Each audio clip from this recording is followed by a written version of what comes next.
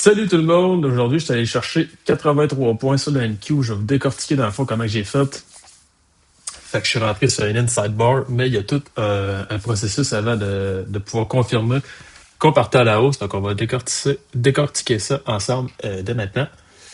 Fait que je vais tout de suite me mettre en replay, backtest. C'est tout ce que vous allez voir. On va se mettre avant l'open comme d'habitude. Aujourd'hui, je vais vous parler d'un concept dans le fond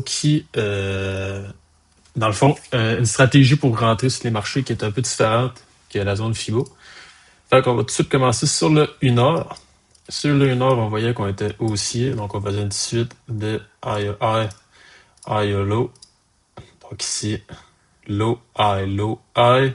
Fait que j'expectais que ce soit un low pour faire un nouveau high.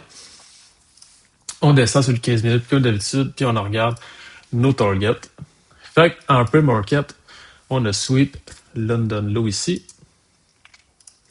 Et en plus, on était revenu dans ma zone FIBO 618, qui est la zone de retracement d'habitude, qui va avoir soit un retournement de marché, puis si on vient plus profond, ça va être tout simplement une continuation à la baisse dans ces cas-ci. Donc, on s'en va sur l'1 minute, puis on va regarder l'ouverture. Comme d'habitude, on ne trade pas les 15 premières minutes. Donc, on va tout de suite avancer à 9h45.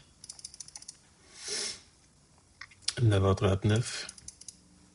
9h45 ici. Donc, on va regarder ce qui s'est passé dans les 15 premières minutes. Donc, premièrement, une ouverture de marché à la hausse.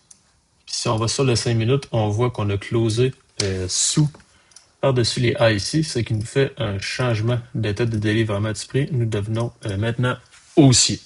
Donc, pour l'instant, c'est ce que j'expectais à 100%. Et j'attendais tout simplement qu'on revienne ici en premium sur le move qu'on a fait ici. Donc, on trace le FIBO comme ça.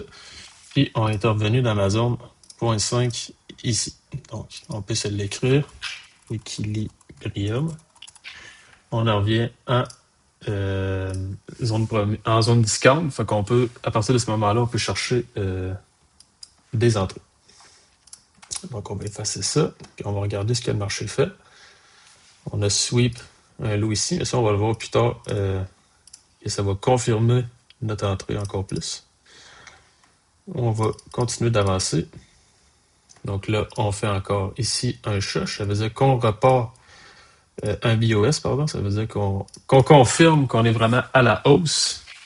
Puis on regarde dans le fond ce que le marché va nous offrir. Donc, c'est là que ça devient important dans le fond, dans ce que je voulais vous parler. C'est qu'on fait une inside bar. Un inside bar, c'est quoi? C'est quand on a une bougie puis que l'autre bougie est à l'intérieur de la bougie précédente. Donc, elle, on va l'appeler la bougie mère. La bougie noire qui est ici, c'est la bougie mère. Puis ça, c'est la bougie, dans le fond, c'est la bougie inside. C'est une compression de marché. Ça veut dire que le marché, ici, on essaie d'expansionner. À la base, on n'est pas capable. On arrête ici. Puis la prochaine bougie, elle compresse à l'intérieur. Ça veut dire que, pour l'instant, le marché, c'est pas où il va aller. Donc là, ce qu'on va faire, c'est qu'on va tracer notre FIBO. Puis quand on voit ces bougies-là, on aime tout le temps ça les voir arriver soit à notre 0.5 ou dans notre zone discount. Ça veut dire que le marché a atteint la zone discount qui pourrait repartir à la hausse, mais là, il est en indécision. Donc, on ne sait pas encore si on veut partir à la hausse ou à la baisse. Fait que là, on reste patient ici. Puis on va simplement se tracer le haut et le bas de cette bougie. Comme ça ici. Puis dès que le prix va casser d'un côté, nous, on veut qu'il casse à la hausse parce que là, notre mouvement en ce moment, il est haussier, comme on a vu tantôt. On a un changement d'état haussier ici. Puis là, on fait un BOS haussier. Ça veut dire que là, on n'est pas baissier. Si la bougie casse par en bas, on rentre pas. Ça peut juste être une manipulation de ce lot-là, prendre la liquidité. Mais s'il casse par en haut, on va rentrer pour une continuation vers notre target. Fait on regarde la prochaine bougie. Paf, elle casse en haut. On rentre en long ici. Moi, je mets tout le temps mon stop sous la bougie inside. Ça veut dire que si on vient casser cette bougie-là, ça invalide mon idée et je préfère être sorti du marché à la place de mettre mon stop ici on va déjà avoir cassé. Si on casse déjà le low ici, si on fait exemple un shush ici, ça va déjà avoir invalidé, on va être devenu baissier court terme. Fait que je préfère mettre mon lot sous la bougie de Inside et aller chercher ma target qui était London Eye.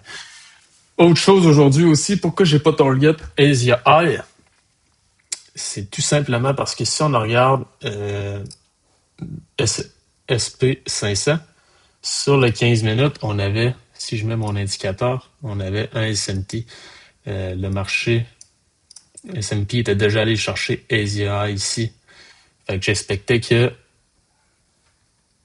MNQ prenne juste London Eye puis qu'il retourne après. Si elle allait le prendre, tant mieux, mais moi je voulais pas risquer à cause du S&P. Fait que on va regarder tout simplement comment que le trade se déroule. Et vous voyez, presque zéro drawdown. Un petit peu ici sur une bougie, puis après ça, on explose vers ma target. On a fait un beau BOS aussi, puis on n'est jamais revenu en dessous par après. Ce qui confirme que ma target était très bonne. Puis si on regarde après, j'ai bien fait de ne pas prendre Asia parce que je pense qu'on a eu un retournement de marché. Puis c'était très choppy après pour les entrées. Mais là, les inside bars, c'est vraiment un concept qui est super important. Parce que même si on regarde ici, on en avait un autre. Si j'efface ça ici, on avait un autre inside ici qu'on a cassé vers en haut, comme ça ici. J'aurais pu rentrer sur le marché en longue, comme ça, encore. Mon stop ici, aller chercher London Eye, puis j'aurais été encore en TP. Les inside balls, vraiment, c'est très important. C'est un modèle d'entrée qui moi, me fait faire beaucoup d'argent. Mais c'est important de juste les prendre en zone discount, de jamais aller les prendre, exemple, en premium. Je sais pas si je vais trouver un exemple.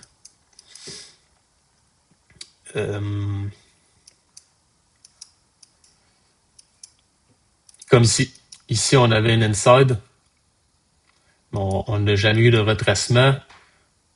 La ligue était déjà bien expansionnée. On avait une inside. On l'a cassé par en haut, mais vous voyez, on est revenu après ça dans l'équilibrium. On est revenu à 0.5 avant de faire un nouveau move. L'important dans le trading, c'est toujours attendre que le marché revienne en discount avant d'acheter. Puis si on est en short, toujours attendre qu'il revienne en premium, si on peut dire, avant de short. Toujours très important, vous allez presque toujours comprendre les marchés, toujours finir en TP, sauf si le marché décide que aujourd'hui c'était pas votre tour. Mais vraiment, c'est ça le but de mes vidéos, dans le fond, vous montrer que les marchés, c'est vraiment facile. Aussitôt qu'on comprend la liquidité, les zones discount premium, pas vraiment besoin de faire le gap, d'order block, juste besoin de discount premium, liquidité. Ça va être capable de hit des très beaux trades. Fait que sur ça, trade recap terminé.